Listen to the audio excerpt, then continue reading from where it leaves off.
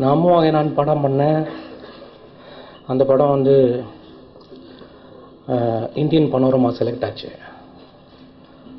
அம்முவாகை நான் வந்து Indian panorama வந்து பார்த்தீங்கன்னா 79 முள்ளும் மலரும் செலக்ட் பண்ணியிருக்காங்க தமிழ் சினிமா. 80 உதிரிப்பூக்கள் செலக்ட் பண்ணியிருக்காங்க.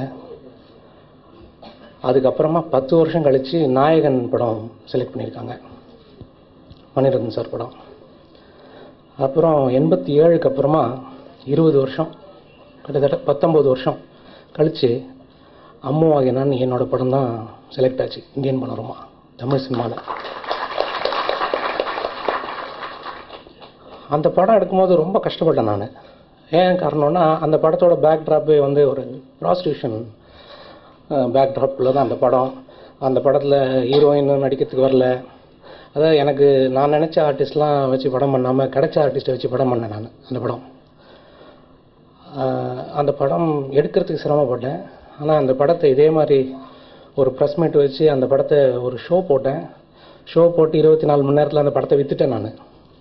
அப்போது பத்திரிக்கை சம்மந்தப்பட்டவங்களும் சரி, அந்த படம் சென்சாருக்கு போனப்போ சென்சாரில் பார்த்த கமிட்டி மெம்பர்ஸும் சரி, நீங்கள் ஃபர்தராக வந்து இந்த மாதிரி சினிமா தான் எடுக்கணும், கமர்ஷியல் சினிமா எடுக்காதீங்க அப்படின்னு சொல்லி சொன்னாங்க. அதே மாதிரி எனக்கு அந்த பனோரமா செலக்ட் ஆகி அந்த கோவா ஃபெஸ்டிவலு அந்த மாதிரி விஷயங்கள், அந்த அட்மாஸ்பியரெல்லாம் பார்க்கும்போது தொடர்ந்து இந்த மாதிரி இடத்துக்கு வரணும் நம்ம சினிமா அப்படின்னு ரொம்ப பிரியப்பட்டு, அதை விட அந்த படத்தில் வந்து ஒரு செக்ஸை பற்றி படம் பண்ணியிருந்ததுனால ஒரு சின்ன நான் ஏதோ ஒரு செக்ஸ் படம் டைரக்டர் மாதிரி என்ன டீல் பண்ணாங்க எல்லாரும், நிறைய பேர். அது மாதிரி செக்ஸோட சுவடே இல்லாமல் ஒரு 7 வயசு பையனை பற்றி ஒரு கதை பண்ணிவிட்டு அதுதான் என் வாழ்க்கையை நினச்சிட்டு அந்த படத்தை பண்ணணும்னு சொல்லிட்டு தொடர்ந்து முயற்சி பண்ணேன். அதாவது 2007 2008 2009 2010 ஒரு நாளைக்கு ஆஃப் அடிச்சுக்கிட்டு இருந்தோம், 1.5 ஃபுல் அடிக்க ஆரம்பிச்சிட்டேன். ப்ரெஷரு, வாய்ப்பே வரல. நல்லா இருக்குன்னுவாங்க படம், பட் எடுக்க மாட்டாங்க. 2 எக்ஸ்பீரியன்ஸ் மட்டும் சொல்கிறேன். ஒரு ப்ரொடியூசருக்கு வந்து அந்த கதையை சொன்னேன். அந்த கதையை கேட்டவுடனே, சார் இது ரொம்ப நல்லா இருக்குது சார், ஆல்ரெடி நான் ஒரு 12 கோடி விட்டுருக்கேன் இந்த சினிமாவில், இது ரொம்ப நல்லா இருக்குது, இப்போ என்கிட்ட பணம் இருந்தால் எடுத்துருவேன், இந்த கடன் வாங்கி தான் இந்த படத்தை எடுக்கணும், உங்ககிட்ட சிம்புக்காக ஏதோ ஒரு கதை வச்சுருக்கீங்கன்னு சொன்னாங்க, அது வேணால் பண்ணலாமா அப்படின்னாங்க. நான் சொன்னேன், சார் அந்த கதையை வேணால் நான் சும்மா கொடுத்துட்றேன், எனக்கு ஒரு 2 கோடி ரூபாய் ஃபஸ்ட் காப்பி கொடுங்க, இந்த படம் நான் எடுத்து தரேன் அப்படின்னேன். பட்டு அதுக்கு அவர் தயாராக இல்லை. அப்புறம் வந்து இன்னொரு எக்ஸ்பீரியன்ஸ் பார்த்தீங்கன்னா, ஒரு பெரிய ப்ரொடியூசரு, அந்த ப்ரொடியூசருக்கு ஃபோன்லேயே ஃபாலோ பண்ணி ஒரு பெரிய டைரக்டர், என்னோடய நண்பர் அவர் எனக்கு ரெக்கமெண்ட் பண்ணி இந்த ஒரு கதை வச்சுருக்காரு, அந்த கதை கேளுங்க படமாக்கிடலாம் அப்படின்னு சொன்னாங்க.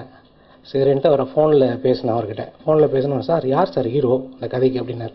சார் அது ஒரு 7 வயசு பையனை பற்றி கதை சார். அப்படியா ஹீரோ சார் அப்படின்னார். ஹீரோவே 7 வயசு பையன் தான் சார் அப்படின்னேன்.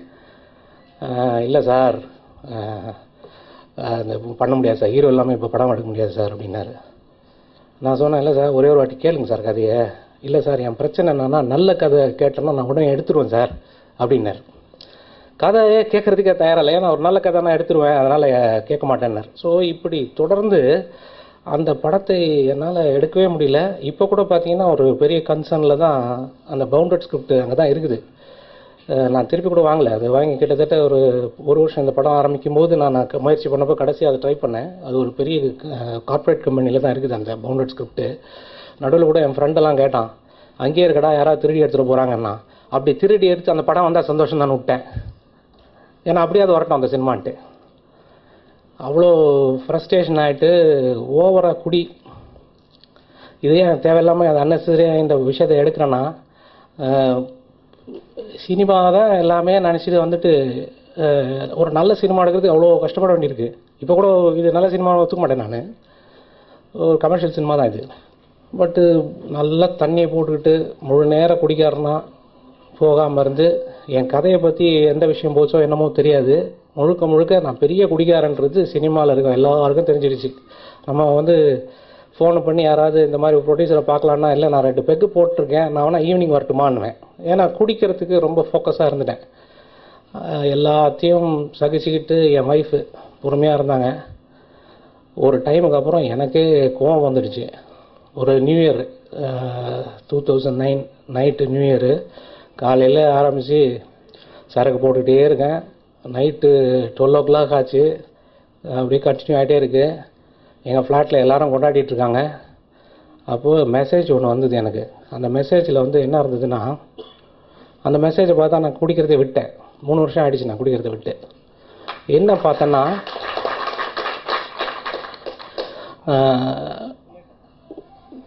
பிறப்பும் இறப்பும் மட்டும்தான் உன்னை தேடி வரும், மற்ற எது வேணும்னாலும் நீ தான் தேடி போகணும் அப்படின்னு ஒரு செய்தி. காலையிலேருந்து நான் குடிக்கிறதே தொழிலாக வச்சுட்ருக்கோம். யாராவது கூப்பிட்டாலும் போகிறதில்ல. ஸோ அதை பார்த்ததுக்கப்புறமா ரொம்ப டிஸ்டர்ப்ட் ஆகி, ஸோ ஏதோ ஒரு முடிவு எடுத்தாகணும் அப்படின்னு சொல்லிட்டு என்ன பண்ணேன். அப்போது எனக்கு வந்து ஒரு 90 இருக்குது பேலன்ஸு. 12:30 கிராஸ் ஆகிடுச்சு. ஒரு 90 இருக்குது பேலன்ஸு. அப்போது என் ஒய்ஃப் கிட்ட கூப்பிட்டு நான் சொன்னேன், மாலதி தான் என்னோடய லாஸ்ட் ரவுண்டு, இதோட வந்து நான் வந்து இது முடிக்க போகிறேன், ஃபினிஷ் பண்ண போகிறேன் இந்த ட்ரிங்க் மேட்ரை அப்படின்னு. என் ஒய்ஃப் நிறைய வாட்டி கேட்டிருக்காங்க அது. அப்படியேப்பா சரி ஓகே அப்படின்ட்டாங்க. சரின்ட்டு அதுக்கப்புறம் லாஸ்ட்டாக நான் அடித்தேன். அது பொறுமையாக அடித்தேன். ஒரு 4 o'clock ஆச்சு. போய் குளித்தேன். காலையில் வடபழனி கோயிலுக்கு போயிட்டு சாமி கும்பிட்டுட்டு வந்தேன். அதுக்கப்புறம் இன்றைக்கி வரைக்கும் நான் குடிக்கல. குடியை பற்றி நினச்சி கூட பார்க்கல. அதான் உண்மை. ஏன்னா சினிமா தான் எனக்கு எல்லாமே, எனக்கு அதான் வேணும் அப்படின்ட்டு ஒரு வெறி. அப்புறம் சிகரெட் ஒரு நாளைக்கு 5 பேக்கெட் குடிப்பேன் நான். தண்ணி அடித்தா 10 பேக்கெட் குடிப்பேன். பார்த்திபன் சார் என்னை பார்க்கும்போது சொல்லுவோம், ஹலோ என்னங்க நீங்கள் சிகரெட் எல்லாம் பிடிப்பாங்க, என்னங்க சாப்பிட்றீங்க நீங்கள் அப்படின்னு என்ன. அப்புறம் அந்த தண்ணி இருக்கிறத விட்டு 1 மாதத்துலேயே நான் சிகரெட் பிடிக்கிறதையும் விட்டேன். அதுவும் தொடர்றதில்லை நான். இதில் ஏன் சொல்கிறேன் அப்படின்னா, இதுக்காக டாக்டர்கிட்ட போய் 50 ரூபா கூட மருந்து வாங்கி சாப்பிடல நான். இது போய் செய்தி போய் சேர்ந்தால் நிறைய பேருக்கு அது ஒரு ட்ரை பண்ணுவாங்களேன்றதுக்காக தான் சொல்கிறேன் நான். ஏன்னா விடணும்னு முடிவு பண்ணிட்டா உங்கள் உடம்புக்கு எதுவுமே கெடுதலே வராது, அதை விட்டுறலாம் அப்படின்றதுக்காக தான். ஸோ அதை விட்டுட்டு அதுக்கப்புறமா சின்சியராக நான் படம் எடுக்கணும்னு முயற்சி பண்ணி ஃபாலோ பண்ண ஆரம்பித்தேன். பழையபடி நான் சினிமாவில் போய் எனக்கு கம்பெனியாக சான்ஸ் கேட்டு பழக்கமே இல்லை. நான் 3 படம் பண்ணேன். 3மே நானே ப்ரொடக்ஷன் டிசைன் பண்ணுவேன். அதுக்கான என் ஃப்ரெண்ட் சர்க்கிள்லேருந்து சோர்ஸ் ரெடி பண்ணுவேன், ஃபைனான்ஸ் சோர்ஸை. நானே அந்த ப்ரொடக்ஷனை நானே பண்ணுவேன், வியாபாரம் பண்ணி அந்த படத்தை வெளியே கொண்டு வருவேன். அந்த மாதிரி தான் 2 படம் பண்ணேன். ஸோ எனக்கு வெளியில் போய் படம் சான்ஸ் கேட்டு பழக்கம் இல்லை. அதனால் இன்னொன்று என்னென்னா, நான் நல்லா தண்ணி அடிப்பேன்னு வர ஊர் பூரா பறவை இருந்துச்சா சினிமாவில். யாருமே நான் குடிக்கிறது இல்லைன்னு யார்கிட்டையும் போய் சொல்ல முடியாது, போய் ஒருத்தருடைய சொல்ல முடியாது இல்லையா. சரி என்ன பண்ணணும்னு யோசிச்சுட்டு ஒரு நாள் இதே மாதிரி என் ஒய்ஃப் கிட்ட நைட்டு சொல்கிறேன், மாலதி நம்ம ஒரு படம் ஆரம்பிக்க போகிறோம், நீ தான் ப்ரொடியூசரு, நான் தான் டைரக்டரு, எங்ககிட்ட 10 பைசா கிடையாது, இருந்ததெல்லாம் நகையை வச்சு கடைசி வரைக்கும் குடிச்சாச்சு. என் ஒய்ஃப் கிட்ட சொல்கிறேன், நம்ம படம் பண்ணுறோம். என் ஒய்ஃப் எதை சொன்னாலும் நம்புவாங்க. அதான் எனக்கு பெரிய அட்வான்டேஜ். ஸோ அவங்க அப்படியா ஓகே அப்படின்ட்டாங்க. ஸோ கட் பண்ணால் காலையில் வந்துருச்சு, கிளம்புறேன் இந்த படத்தை ஆரம்பிக்கிறதுக்காக. என்கிட்ட பணம் கிடையாது. ஏன்னா என் ப்ரொடியூசர்கிட்ட தான் நான் கேட்கணும் பணம். நீ தான் இந்த படத்தை ப்ரொடியூஸ் பண்ண போகிற, நீ எவ்வளோ கொடுக்க போகிற, ஸ்பான்சர் பண்ண போகிறேன்னு. ஒரு கம்மல் ஜிமிக்கி அது ஏன் அவங்க யூஸ் பண்ணுறதுலனா அது அறுந்து போச்சு, அதனால் அதை யூஸ் பண்ணுறதில்ல அவங்க. இது வேணால் என்னோடய ஸ்பான்சராக வச்சுக்க அப்படின்னு கொடுத்தாங்க. அது கொண்டு போய் வச்சேன். 12,000 ரூபா கொடுத்தான் சாலிகிராமத்தில்.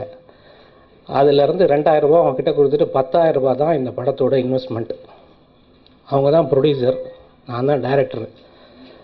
10,000 ரூபாயில் ஆரம்பித்த படம் இன்றைக்கி நான் உங்களுக்கு 3 படமும் ட்ரெய்லரும் காமிச்சிட்டேன். நான் முழு படத்தை பார்த்துட்டேன். 3 பாட்டு காமிச்சிட்டேன். நான் முழு படத்தை பார்த்துட்டேன். இந்த படத்தோட இன்வெஸ்ட்மெண்ட் ஜஸ்ட் 10,000 bucks தான். இந்த பார்த்தீங்கன்னா வீர சாகசம் பண்ணும்போதெல்லாம் சொல்லுவாங்க, இதெல்லாம் நீங்கள் ரிஸ்க் இதெல்லாம் நீங்கள் ட்ரை பண்ணாதீங்க அப்படின்னு சொல்லுவாங்க. என்ன காரணம்னா அதுக்கு ஒரு பயிற்சி வேணும்.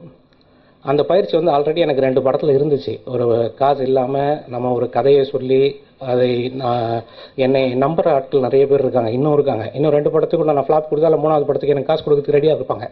ஏன்னா நான் முடிவு பண்ணிட்டு வரணும், நான் படம் பண்ணணும்னு வரேன்னா அந்த படம் ஃப்ளாப்பே ஆனாலும் நஷ்டம் வரக்கூடாது அப்படின்றதுல ரொம்ப கான்ஷியஸாக இருப்பேன் நான். அப்படி தான் இந்த படத்தை எடுத்திருக்கேன். நான் வெளியில் நின்றுட்டு அந்த பேட்டியில் சொல்லிட்டு இருந்தேன், ஒரு வித்தியாசமான படம் எடுத்திருக்கேன்னு. இந்த ட்ரைலரை பார்க்கும்போது நிச்சயமாக அது வந்து உங்களுக்கு சின்னதாக ஃபீல் ஆகிருக்கும்னு நினைக்கிறேன், ஏதோ ஒன்று ட்ரை பண்ணியிருக்கேன்னு சொல்லிட்டு. ஸோ இதுக்கு மேலே நம்ம மக்கள் பேசிட்டோம். இதில் வந்து என்னென்னா 7 பேர் நடிச்சிருக்காங்க.